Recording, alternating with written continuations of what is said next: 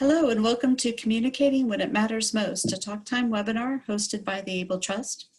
My name is Guinevere Crum, Senior Vice President at the Able Trust, and I am so glad you have joined us. We will kick off in just a moment with our fabulous guest speaker, but a few reminders first. Today's discussion is being recorded and will be posted to the Able Trust website. All views and opinions expressed here are those of the individual presenters and do not necessarily reflect the official policy or position of the Able Trust or any of the partnering organizations or agencies. Today's event is brought to you by the Able Trust. The Able Trust is dedicated to creating employment opportunities for Floridians with disabilities and advancing the mission of Florida Division of Vocational Rehabilitation. Since created by the Florida Legislature in 1990, we have partnered with thousands of organizations, businesses, and individuals to create a stronger, more diverse, and inclusive workforce. Empowerment, education, and employment are the root cause and outcomes of the activities, partnerships, grants, and programs we support. The work of the Able Trust has been made possible by the generosity of the state of Florida, other foundations, community leaders, and individuals that have decided to invest in the future by supporting career development and employment placement for individuals with disabilities. To find out how you can also make such an investment to support the work of the Able Trust and to connect with all of our programming and resources, we invite you to join us online at www.abletrust.org. You can carry today's conversation online during and after our webinar session. Tag us on your social media platform with comments and questions with the hashtag AbleTrust, hashtag TalkTime to get connected. You can find us on Twitter, Facebook, and LinkedIn. And now to kick off our webinar this afternoon and introduce our speaker, I invite the Able Trust President and CEO, Tony Carvajal, to the mic. Tony, the floor is yours. Guinevere, thank you so much. I'm very excited about today's presentation for a lot of different reasons. Not only because communications is so important in these times when reaching out to individual is even harder, but on a day-to-day basis, we've got to have plans for this, and we are very lucky to be joined today with a good friend of ours, Karen Moore, who not only has experience with leadership at the Able Trust, but is world-renowned for her media and advocacy training. Looking forward to turning this program over to you in just one moment, Karen. One of the things we want to do is maybe just level set who's on the session today. We have folks that are representing, obviously, vocational rehabilitation, a lot of agencies and nonprofits, but we've also got businesses on here. And if you don't mind, Karen, one of the things we want to do is just figure out what's on people's mind. I know that that will enhance your session here. So give me just 1 second as I launch a poll. For each of you who are participating in this, I do want to highlight just a few of the functionality items. There's a chat feature that will be turned on throughout the session. In a moment, you'll stop seeing me and you'll get the very good fortune of watching Karen throughout her presentation. We're going to go ahead and go through the presentation and queue up questions and comments as we go through the program. Karen is going to allot plenty of time for us to answer those. I greatly appreciate those of you who submitted questions in advance, just so that you know some of the things that we'll be talking about later is how do you tell a positive story when in reality we're all drowning? What should be parts of our communications plan? Do we have any insights on leading through strategic planning? How do we tell a good story? These are some of the questions among the 10 to 15 that have already been submitted. Feel free to ask other questions along the way. You can use the Q&A feature, but the chat feature will allow all of us to see your comments as we're progressing through the process. Now, if everything's working correctly, you should have a poll open on your screen. And for those of you who are seeing it, what you'll see is a question about what is your top concern today? And we're allowing you to actually have multiple choices because we're in this environment where there is no shortage of concerns. Some of the options that you'll have to select from are revenue and fundraising, depending on whether you're on the business side or the nonprofit side. There are questions about budget and cash flow.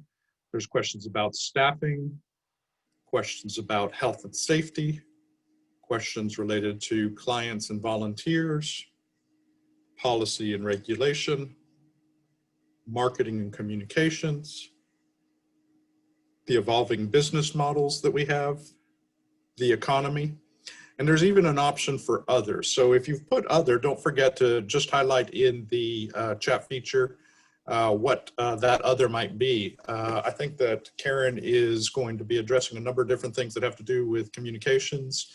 And I think the framing here will help in that process. Karen, I'm going to spotlight you as we go forward here so that folks can, let's see what we've got. All right, going to close the polling now just so that you can see this, so I can activate this, the items here. It looks like, you know, it is a good spread of items. No surprise, right? We wake up and there's a new problem or a new challenge or an opportunity every single moment of every single day. But Karen, you surprised by anything that you're seeing here? I'm not. I hope to touch on a little of several of these, but definitely one in the chat section in the Q&A to address any other questions that are asked. Sounds perfect. Well, let's go to really the second poll, because we're here to talk about communications, and that's we're fortunate enough to have a world-renowned expert here dealing with it. And the question, if all's going well here, is on your screen. You have a question now, the poll that is, what is your top messaging or communication interest today? Again, you can choose multiple options here. The first one is just general awareness, communications for general awareness. There's also crisis communications, communications for fundraising, sales and support, or special events, staff, volunteer and client recruitment, storytelling, change management. And we do have that other feature there. If you choose that other one, please go ahead and let us know what's on your mind so that we know exactly what you picked there. But wow, a lot on the general communications coming in. There's some things here on staffing, storytelling, change management. Looks like 3/4 of you have voted already. I'll give it another 10 seconds. And again, you can choose more than one. So if there's something there that you'd like to see. Perfect. Thank you so much for all of you who have participated. I'm going to share the results here. And Karen, I think what you'll see is, look, I think we're all aware that communications is one of these things that we've got to get right. And the general awareness seems to be what everybody is interested in at the moment. But crisis communication is on there, recruiting for staff and volunteers and clients and change management. I can think of no better person to cover the span of all these things. Not only is Karen Moore a friend, she's a renowned author, a public speaker, community leader, a woman entrepreneur. She's the CEO of Moore, a fully integrated communications firm with offices in Tallahassee, West Palm Beach, New Orleans, and Denver. And those of us who are friends and follow her on social media know that she's a world traveler, and will tell us stories every week about the places that she has been. And Karen, it is my great pleasure to turn the floor over to you. Thank you. Thank you so much. Well, I'm delighted to see so many friends and colleagues on the call. So to my friends and colleagues on this call, does it seem like every single day brings a new crisis? Well, let me tell you, there's good news and bad news. The good news is we have now figured out what the new normal is. The bad news is this is the new normal. The new normal is we are going to have crisis surrounding us every single day, 24/7, whether just now you could say hurricanes, election, COVID, loss of revenue, loss of staff, retraining staff, trying to retrain staff, recruiting, domestic violence, school violence. It seems like every single day we're a punching bag. I love and had the opportunity to work many years ago with Henry Kissinger, and I just thought this quote was perfect. There cannot be a crisis next week because my schedule is already full. Next slide. What I want over the next few minutes, though, is certainly to talk about how to deal with communication in a crisis, but I also want to talk about all the proactive things that we can do so that it doesn't become an even bigger crisis, or we could mitigate it. But I want it to be positive also. So let's talk also about how to tell our story, because we have a great story to tell. So if I think of what is a crisis is anytime something surprises us, and we can either handle it well or it can go south.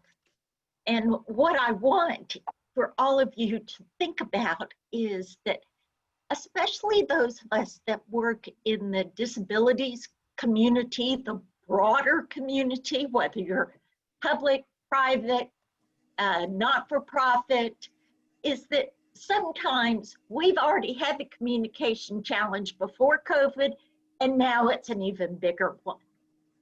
So let's talk about a plan. Here's my recommendation to you. Every organization, and that's what I'm going to be talking about. Doesn't matter with your not-for-profit, a patient-focused, a provider-focused, whether you're working for VR or another state agency, whether you're in the business community, in a small business or large. I recommend you have 3 plans at all times. You need to have a strategic plan, you need to have a marketing plan, and you need to have a crisis plan.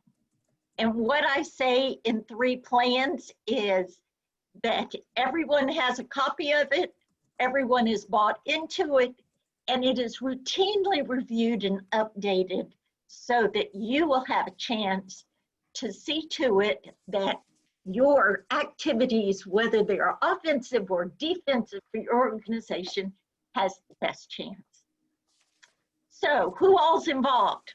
I've just said, every single person in your organization.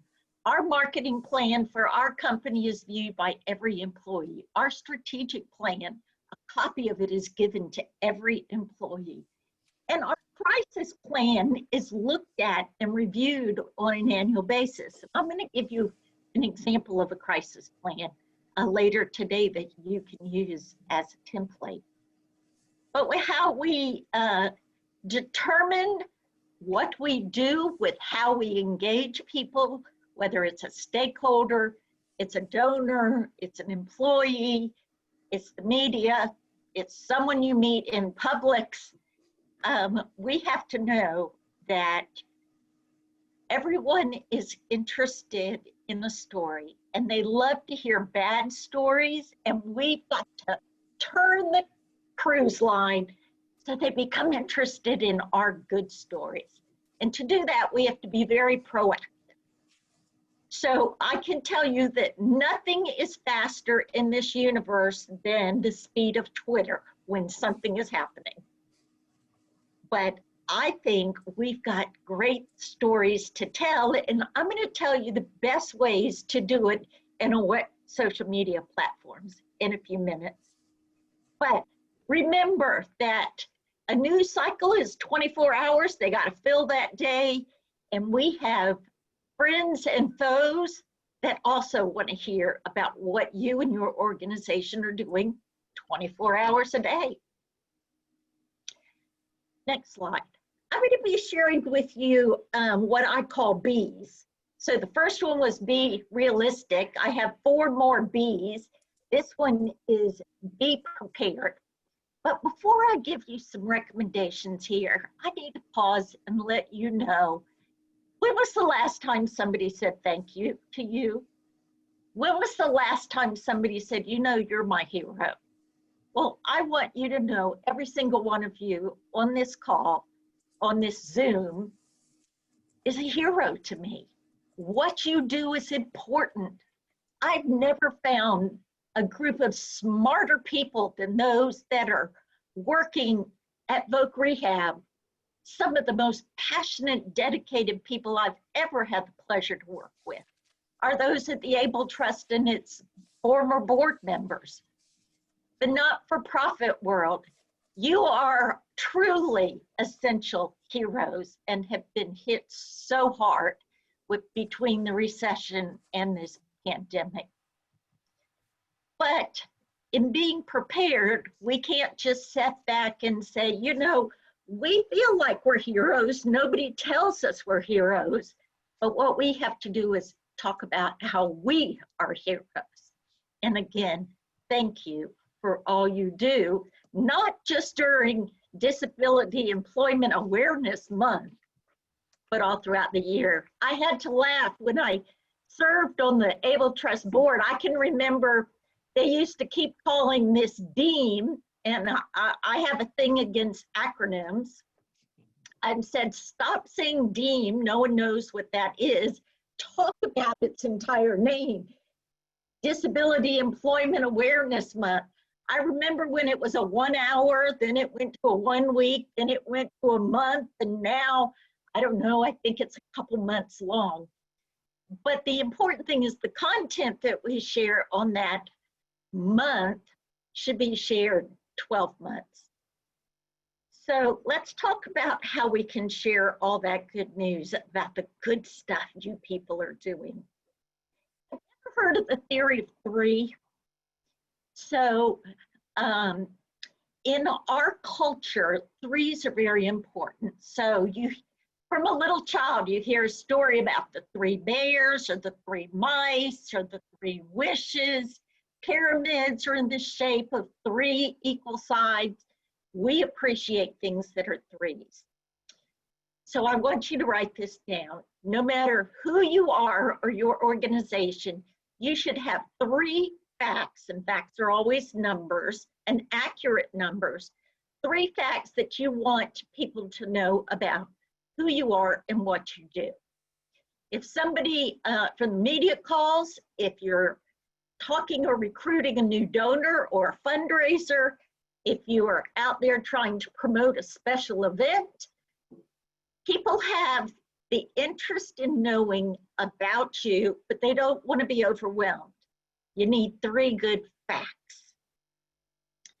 The second is that you need 3 points. And what I mean with 3 points is if you had the opportunity to either sell a sponsor, convince the media that your organization is doing important things, if you're trying to recruit a board member, what are the 3 things that you think will make them become interested in you?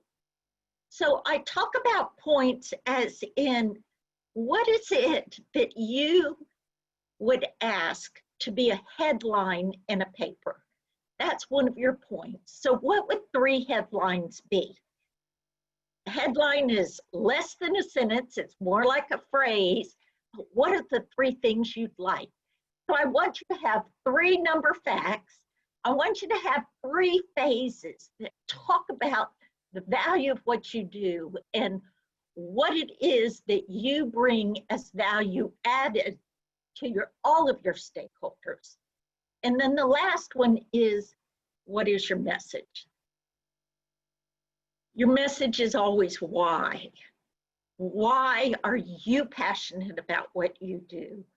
Why is it that you wake up every morning and want to support the organization that you have? Why is it that you appreciate the mission and vision of it? All those things together are what you need to communicate. What I find, especially in times like this, is there's so much noise out there, we just tend to shotgun anything that we think will stick to the wall. And I want you to be laser focused. I want you to say, here are the 3 things we want you to know. Here's 3 facts that prove that we are correct. And then I want to hear what your why is. It's talking about telling your story. So let's go to the next one. So in telling your story, I want you to be honorable. Let's talk about this whole communication in a crisis. And as I said, everything nowadays seems to be a crisis, even if it's not really a crisis. It has the ability to turn into one. But I think the crisis environment is what we live in, and we've just got to accept that. And to do that, we have to be very clear in how we're communicating. I love when I do true marketing workshops, and I'll say, close your eyes and picture an apple. And then I say, are you picturing a piece of fruit, or are you picturing your cell phone or a computer? We have to be very clear in what we are trying to get them to picture. So we talked about facts. We talked about you need 3 of them. We talked about compassion, which is really what you do and why you do it. And the last one is conviction. What I find is that many people, no matter where you are in an organization, from the frontline person all the way up to the CEO or executive director, I want you to know that people need to hear your story, and you need to give it with facts, compassion, and conviction. So what's the easiest way to do that? Write this down. Your #1 marketing tool should be your website. Believe me, I have remembered the days where we talked about flyers, and there were the pink ones and the blue ones and the green ones, and then we went crazy and decided we needed to do posters and hang them up all over a community. And then we evolved into thinking, well, we'll dip our toe into doing a little bit of Facebook or Instagram. All that is history. Here's what you need. Your website is your #1 marketing tool. Again, I'm saying this for every single organization on the call. It needs to be user-friendly. It needs to be mobile-friendly. Now, they believe that 70% of the people go to your website using their cell phone, not a computer. It needs to be full and rich and robust with pictures and video and content that's smart on answering key questions, not lots and lots of information that frankly people don't want to read, or at least push that rich content up towards the front, and everything else can be addendums and 2nd and 3rd and 4th level clicks down. I want when somebody goes to your website for them to say, wow, I had no idea. I want to hear more. I want to read more. I want to see more about them. And see more is this. People want to see people talking to them who look and sound like them. So if you're an organization that wants to engage with the Hispanic community, you need at least something on there about what you do, why you do it, why it's valuable, important, by a person that could be a peer. They need to speak Spanish. Now, I want you to be culturally sensitive, because you can't blanket that. A person's culture and traditions in Puerto Rico are different than a Cuban American, and is different than a Colombian American. But I want you to begin to think through this. This is also National Hispanic Heritage Month, because just as you want people to see the breadth and depth and the success and the value of people with disabilities, they also, across the board, people need to see that you appreciate and value them, because they are spoken to you, are being spoken in the language that they value and appreciate.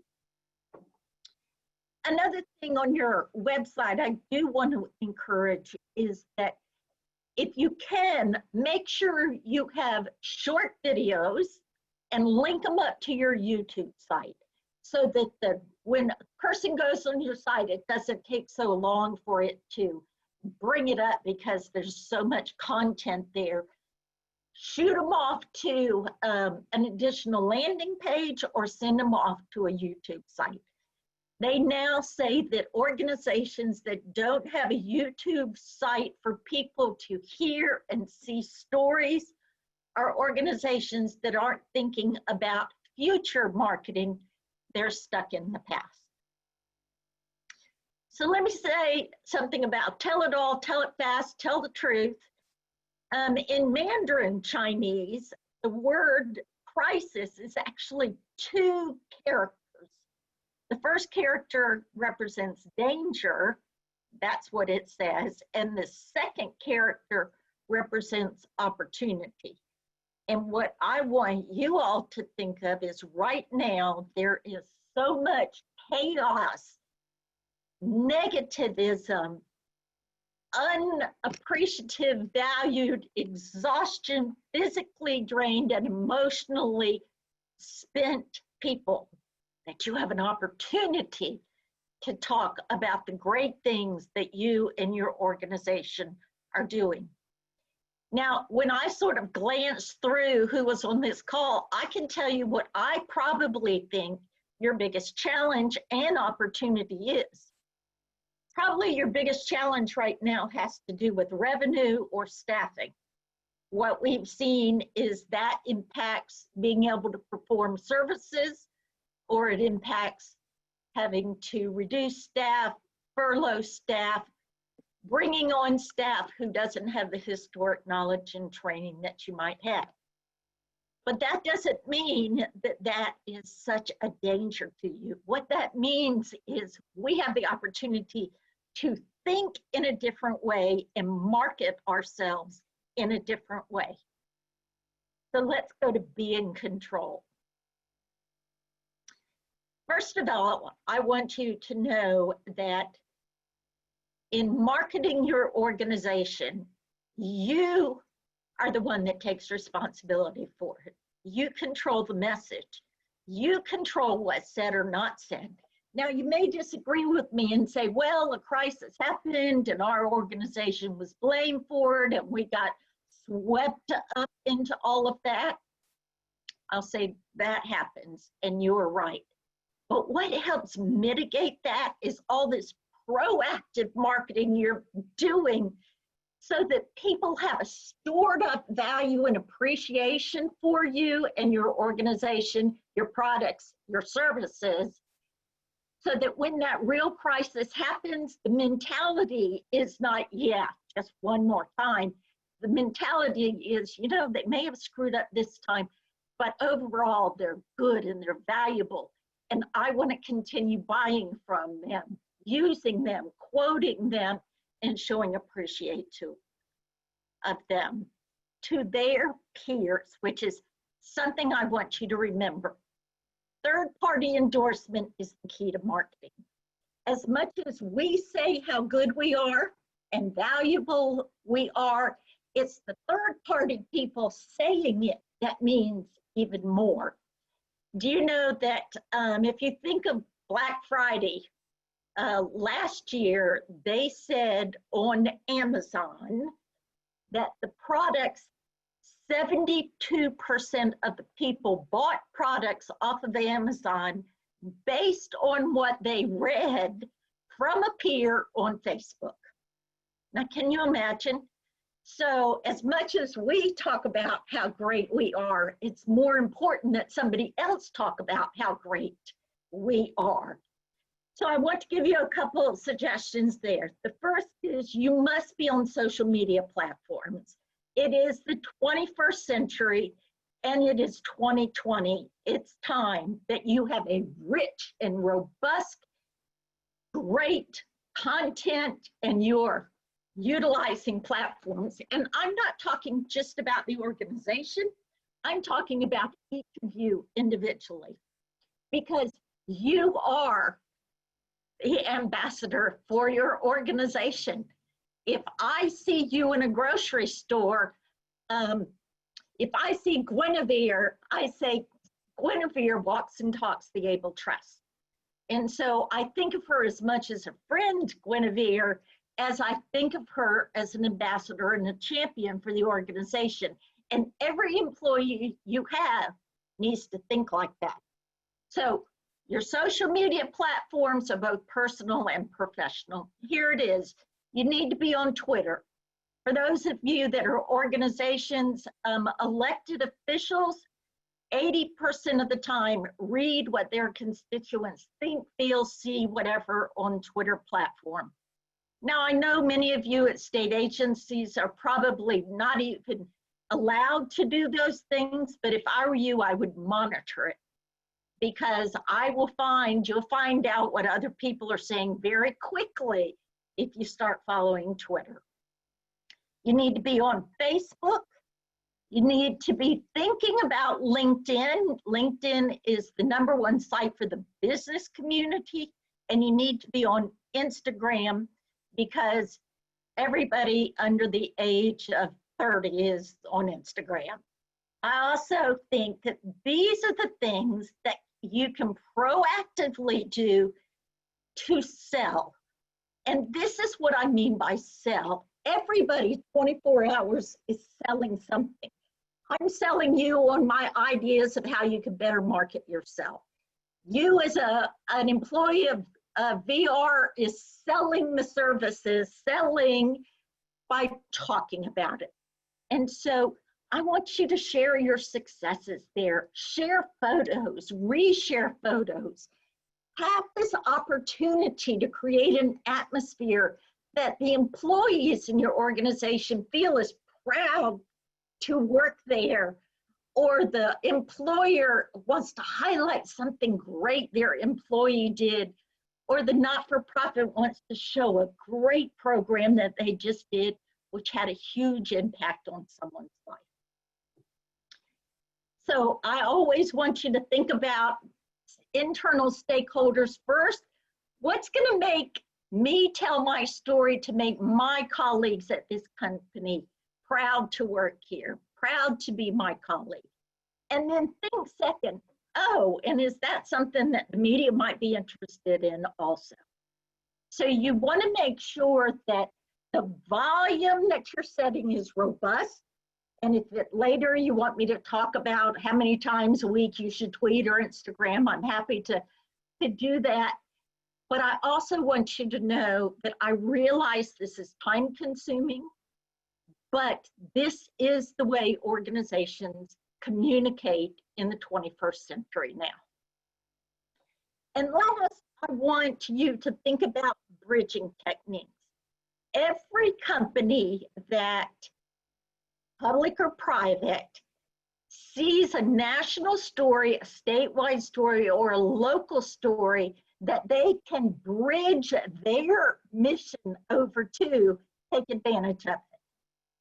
Take advantage of linking what you do to a national story, why you've had a success that maybe this national story is talking about was not a success, or what you do that's value added, but it's linking a national, a state, or a regional story to you. It personalizes it for you and your audiences, and it also gives the media the opportunity to talk about the great things you do. So I have one more B, it's be accessible. So here's the first one. Just do the right thing. I believe 99.9% of the people who are employed want to do a good job, appreciate and value what they do, and they don't do it for the money. I've never heard somebody say, I love my job because they pay me $10.30 an hour. I've heard, I love my job because what I do has an impact on someone's life. I've heard, I love my job because I like doing things that make a difference. So just do the right thing. And anytime something happens that is the wrong thing, well, try not to have that happen on a slow news day. Let me give you a quick example. I have to read it because it cracks me up every time. Now, this came from an organization, Social Security, from a different state. So nobody in Florida has to worry, but 30,000 of these went out in the post. And it was a memo that said, your food stamps will be stopped effective March 1 because we received notice that you passed away. May God bless you. We want to encourage you to reapply if there is a change in your circumstance. Now, how something like that could have gotten by so many people, I don't know, but it then became the laughing stock on the social media change. You know, stuff happens sometimes. So what I want is for you to think about what's the message that needs to take place when stuff happens. Every single employee you have is a billboard. I want you to think of yourself as that. You're an employee, you're a champion, and you're a billboard. What you say, what you do reflects back on your organization. So when stuff happens, you need to be armed with what should be said, who should say it, and how do you move on past it? And so that's part of what I want you to have in your crisis communication plan that every employee has a copy of. But let me end with talking a little bit about your brand. Your brand is not your logo. Your brand is not your letterhead. Your brand is what other people think about you. It's not what you think about yourself. So for example, if I said Mercedes, the first word that comes to mind is what their brand is. You may say luxury, you may say expensive. That's okay, that's what they want as their brand. They want a low volume, high cost product that people value as luxury. So this is what I want you to do today or sometime. I want you to think of your organization and write down 3 words. What are the 3 words of what you think the organization reflects? And then I want you to go ask somebody outside, what's the first word that comes to mind when you hear the name of my organization? And if those words are not aligned, you got a brand problem. And the brand problem means that you haven't been talking enough clearly and strategically that everyone knows who you are, what you do, and what your value proposition is.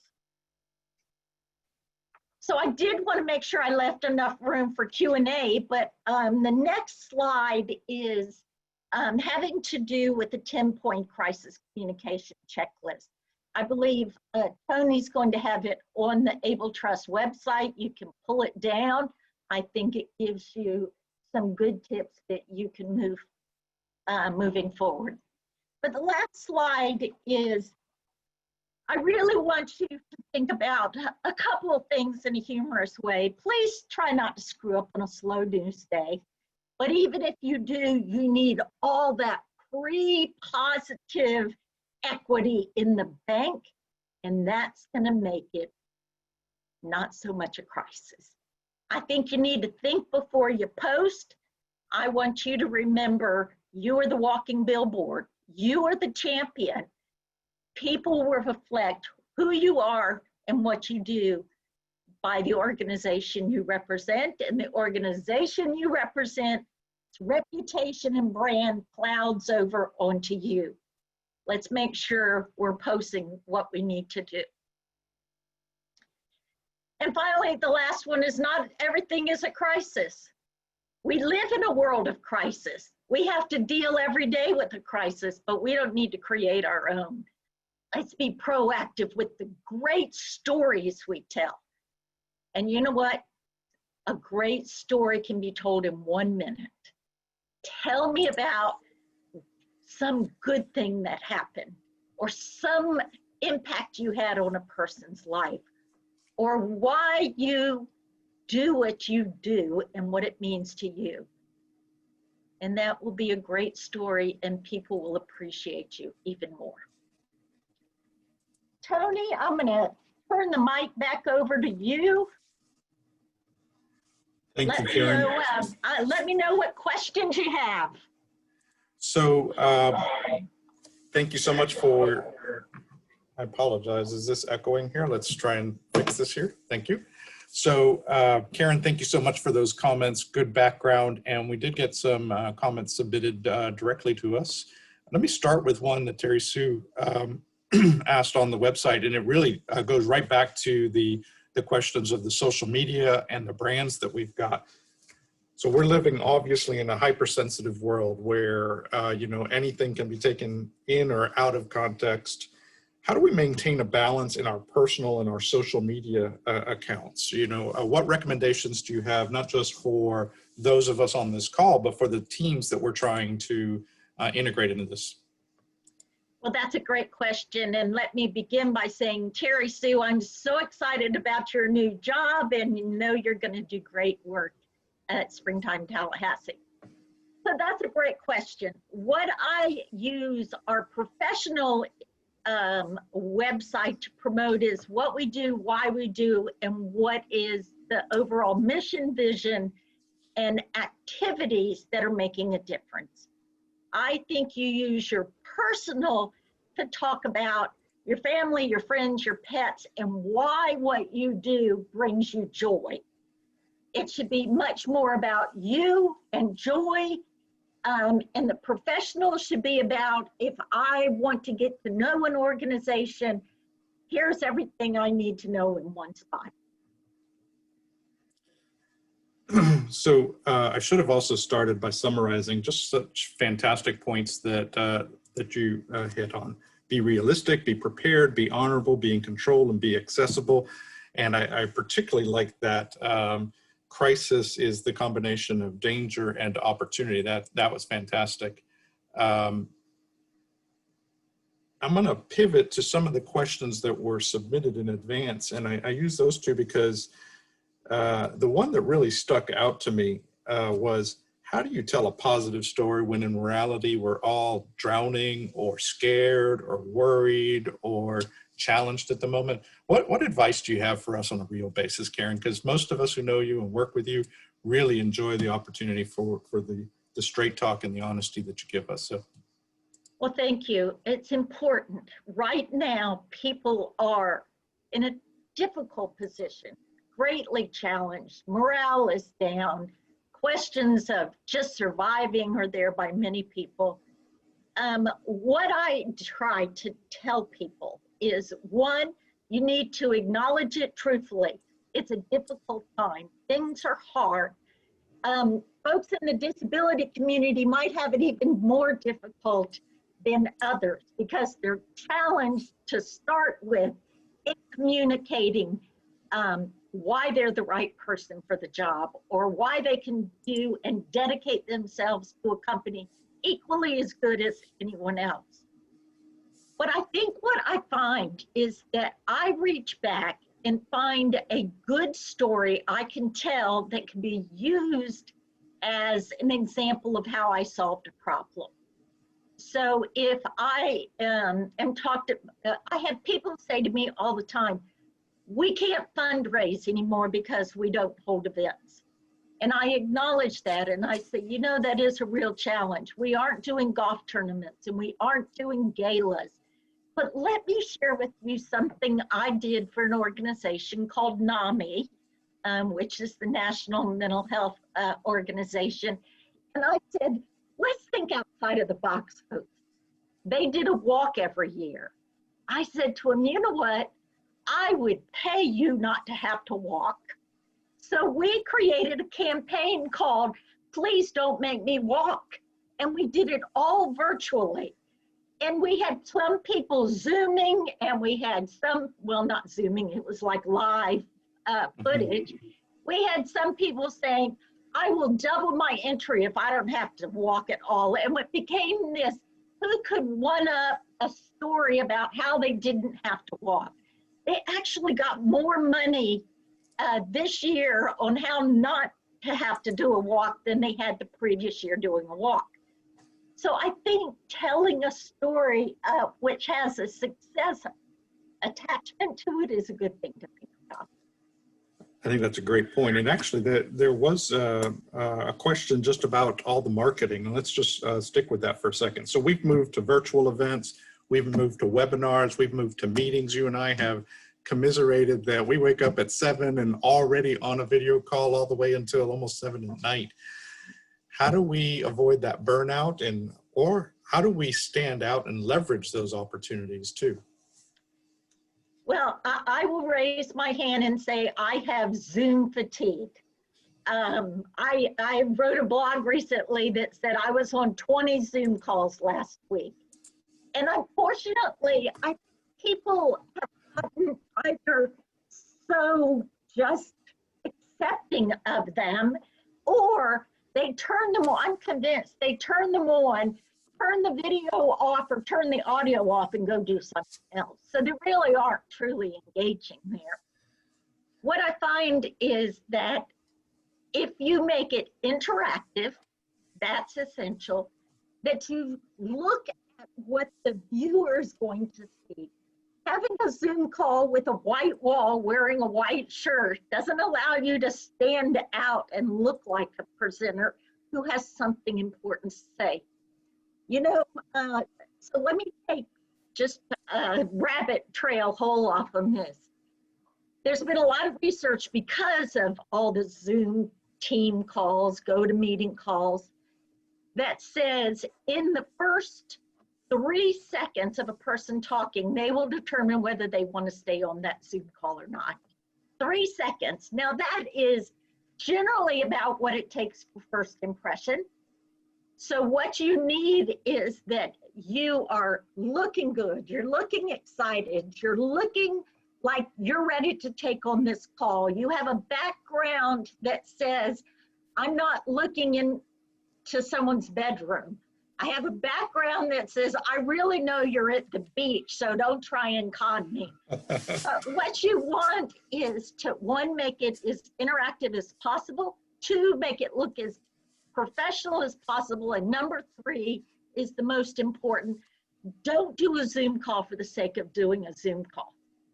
I find that I do just as good picking up the phone as I do looking at the person, or I can send them an email or a text, and half the time it takes me to get the Zoom call up, everybody get on the call, then at least somebody's got to be yelled at to turn their mic on, and then somebody else has to say, can you hear me now? Can you hear me now? All that's a waste of energy. Let's realize all the tools we have and be energetic with those. Those are great points. Actually, I find that I'm much more excited about a conference call now where I don't have to look at anybody. So it's pretty interesting. Who would have predicted that a year ago? Nobody. I'm pretty sure that was not the case. So you had a few interesting points about bridging and connecting with items.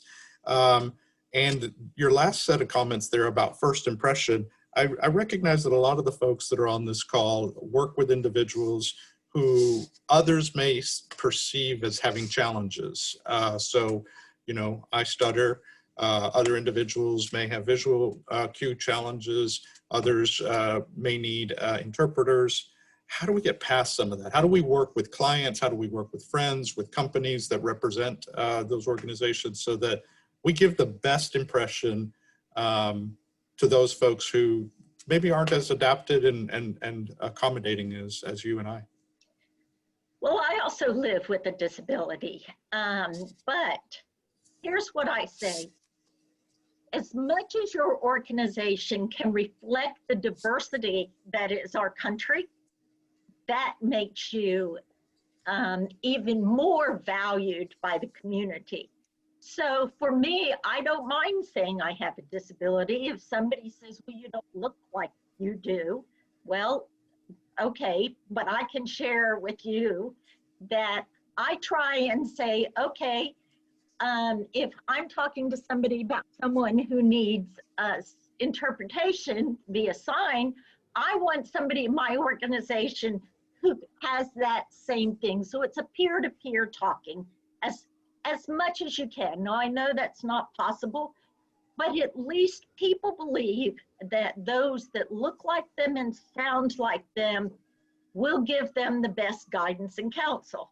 Now, whether that's true or not, it doesn't matter, but it's a perception. And so I think what we have to do in the community that engages the broader community is let them know that folks who may have some form of disability look like us, sound like us, talk like us, walk like us, just a little bit different.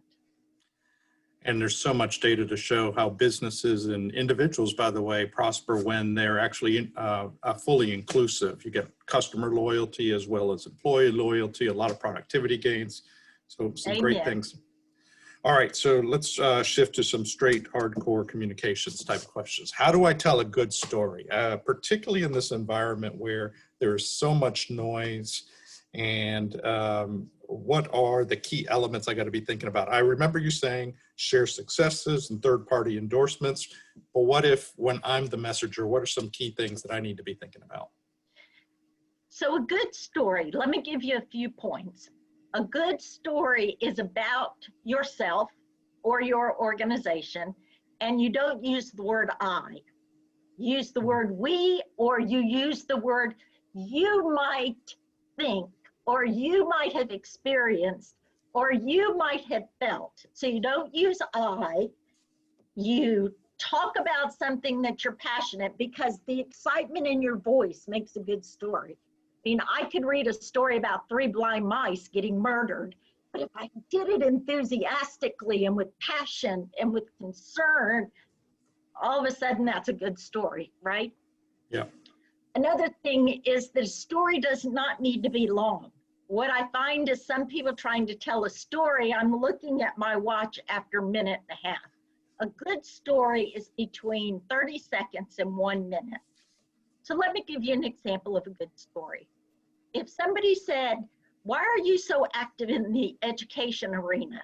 I would say, my great-grandmother never finished the 3rd grade because she had to pick tobacco and watch her younger children. This was in rural North Carolina back before the Depression. But she was one of the smartest women I knew and had great common sense, but always felt she hadn't had a chance to graduate. And when she turned 72 years old, she went back and got her GED. She graduated from high school. You want to know why I'm passionate about education? I want every other person who wasn't able to go to school have access to it and have the satisfaction of graduating. I'm in. That's awesome. So It makes sense. And so every one of you have those stories. You've met a homeless person, you've met a vet, you've met somebody that needed a hand up and you did it for them. And that quick story about John or Susie or William or Sunitha, that's what makes people appreciate and value you. Okay, one of the things we were going to talk about is real crisis communications. But in this world and with the audiences that we deal with, sometimes the crisis is not about us. What if it's about something else and we're just getting tainted, whether it's COVID and individuals with disabilities or a partner organization we work with? What should we be thinking about then?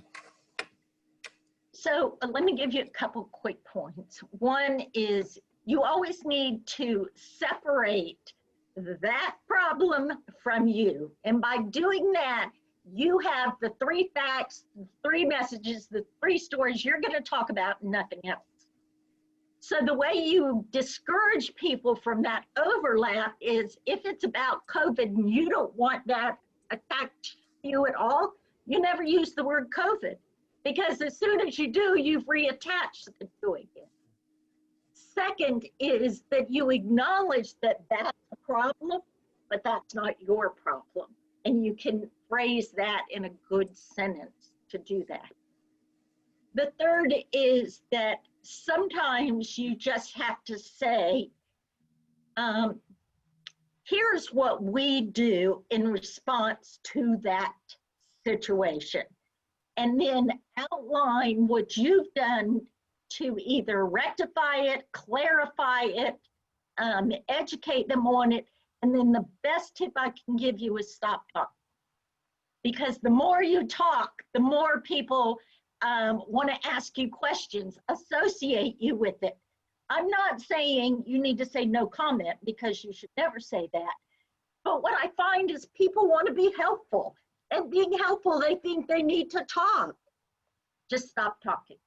It's okay. How many times have you given me that advice as well? So I thought that at first it was a personal statement, but it's so wise when we just avoid getting ourselves in trouble like I'm doing right now. So, all right. So we've got another minute or two. There's one or two other questions maybe that we can do quickly. And if anybody wants to submit something else, we are able to do this. I'm going to go ahead and share the screen one more time with Karen's contact information, because look, we are being regaled and trained today by somebody who trains Fortune 500 companies and individuals around the world on communications and advocacy training. And we are blessed that she's here in Florida. And I know her as a great friend and volunteer, but also a dynamic businesswoman. If you get a chance, find a way to connect with her and her company and more. So, Karen, let's talk about, if you have just one moment, on how to connect with a strategic story or a difficult one to tell. I think so many times we're working in spaces, particularly with individuals with disabilities, that it's hard to explain everything that we're going to be able to do quickly and integrate them. But it's the same challenge we have whether we're talking about leadership or whether we're talking about sales without really selling something. How do we, what's the skill of summarizing and getting to the core of things quickly? I love the storytelling you have. I thought that I'd get one more nugget out of you. Well, I can tell you that people, once they hear more than 3 things, they turn the listening device off.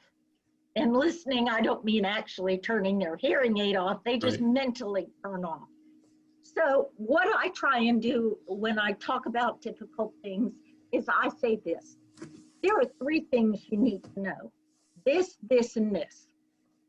And then if they come back and want to argue with me, you reiterate by saying, well, I am saying this, this, and this. And then that's it. You don't have to defend it. You don't have to constantly try and explain it in a different way, because sometimes there are people out there that just nudge at you. And it's because they think they can get you to say something different. And now you look like, oh, did she tell me the truth or not the truth? You say the exact same thing. And those 3 things you always say together. You don't say one and then pause and then come back, well, let me give you something else. You say them together so that people hear all 3 of the information messages together, and their mind becomes one package deal. So if I were in a crisis, I would first acknowledge, but only acknowledge when it's the appropriate time. The appropriate answer might be, I can't discuss that right now. Law enforcement is addressing the problem. Or I can say, this is what I can share with you at this time. Boom, boom, boom. And then don't promise them anything you can't deliver, and don't over-educate them. People need just enough to feel comforted that you're in control and they can trust you. And then they'll let you do your job. And if they don't want to let you do your job, then you need to consider that maybe you're not the right spokesperson or the messenger to be telling them those things. You either bump it up the chain or you bump it to the left or right of you. Maybe sometimes it's who the messenger is important as who the message or what the message is. Karen, thank you so much for your time today. It's been a fantastic opportunity to catch up on a number of different items. The insights that you share with me, I always learn something, and I always feel better about myself after engaging with you. Thank you so much for today's comments.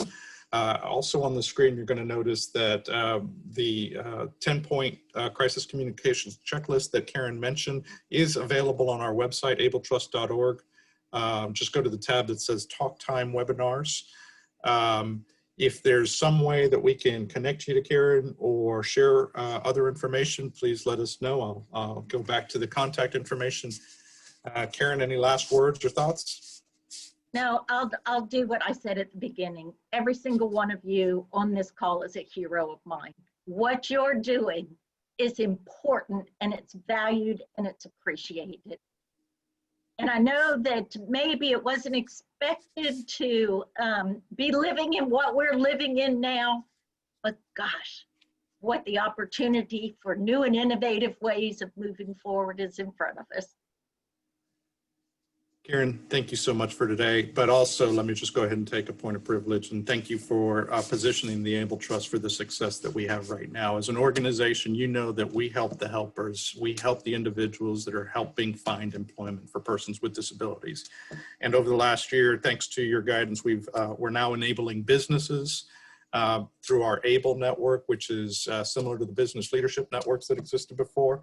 And we're looking to find ways to truly fulfill our role as that community foundation for the disability community. And what you have done for us as individuals and as an organization matters so much. We're going to continue on our webinar series. This is a very busy month for all of us with Disability Employment Awareness Month right at our in the midst of it right now. And the great thing about it is there are tons of individuals out there that still need to hear our story. And hopefully you are armed a little bit better today with the ability to not only share the story about the abilities of persons with disabilities, but tell your branding, your story, and your champion, what you are a champion for today. We'll stay on the call for just a little bit longer, but that'll complete today's webinar presentation, a product of the Able Trust. Thank you so much, Karen. Thank you all for joining us. It's an honor.